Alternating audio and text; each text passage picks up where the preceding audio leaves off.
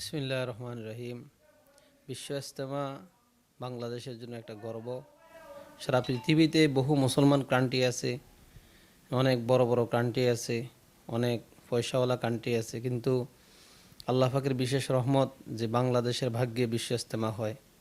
কিন্তু দুঃখের বিষয় হচ্ছে 2018 সালে হইতে বর্তমান যিনি নিজামুদ্দিনের আমির দাবি করেছেন সাদ সাহেব, ওনার কিছু বিতর্কিত বক্তব্য নিয়ে উপমহাদেশের সুনামধন্য শিক্ষা প্রতিষ্ঠান দারুল উলুম দেওবন্দ তার প্রতি আপত্তি জানিয়েছে যে আপনি যে বক্তব্য দিয়েছেন নবী সম্পর্কে, মাদ্রাসার পড়িয়ে বেতন সম্পর্কে, বিভিন্ন বিষয় সম্পর্কে যে আপনি বক্তব্য দিয়েছেন সেটা শরীয়ত ইসলামের সাথে যায় না। এই বিষয় নিয়ে মূলত সারা বিশ্বে একটা আলেমদের মধ্যে প্রতিবাদের ঝড় উঠছে।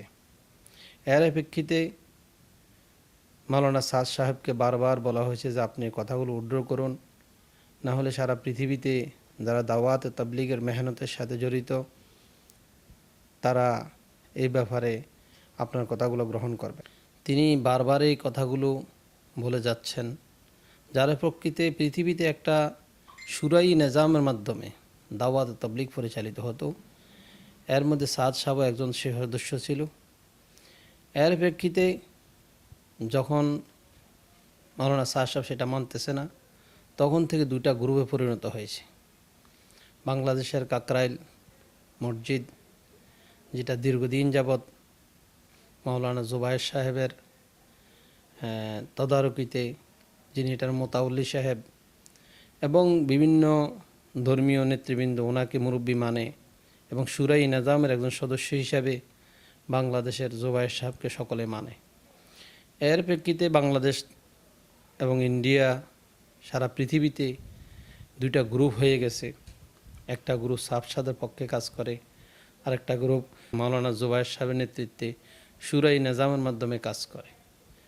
এর ধারাবাহিকতায় দুর্ভাগ্যজনকভাবে আমাদের দেশে যে ঘটনাটা ঘটে গেছে, বহুবার সমঝোতার একটা চেষ্টা হয়েছিল, কিন্তু গভীর রাত্রে সাদ সাহেবের পন্থীরা তারা ঘুমন্ত অবস্থায় টঙ্গীর বিশ্ব ইজতেমায়, যেখানে জোরের প্রস্তুতির কাজ চলছে, যেখানে ইজতেমার প্রস্তুতির কাজ চলছে, সেখানে নিরস্ত্র ঘুমন্ত মানুষের উপর হামলা করেছে।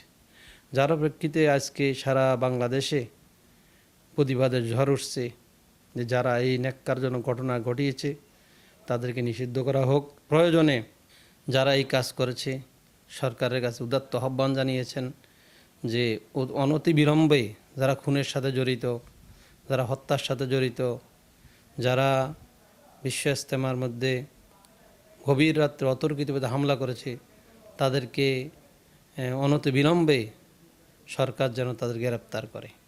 আমারও মতামত হলো, যারা চিহ্নিত মহল, দেশ বাংলাদেশ আমাদের দেশ, এদেশে 56,000 বর্গ কিলোমিটার রাষ্ট্রে যে বা যারাই হোক না কেন, যে কোনো বিশৃঙ্খলা করবে তাদেরকে রাষ্ট্র কঠিন হস্তে দমন করতে হবে। এবং সাথে সাথে যারা ধর্মীয় উস্কানি দেয়, বিশেষত বা যে কোনো ধর্মেরই হোক, তাদেরকে অবশ্যই আইনের আওতায় এনে সাজা দিতে হবে। এবং আগামী বিশ্ব ইজতেমাকে সুশৃঙ্খলভাবে শুরাই নিজামের মাধ্যমে ওলামায়ে কেরামের তত্ত্বাবধানে করার জন্য আমি উদাত্ত আহ্বান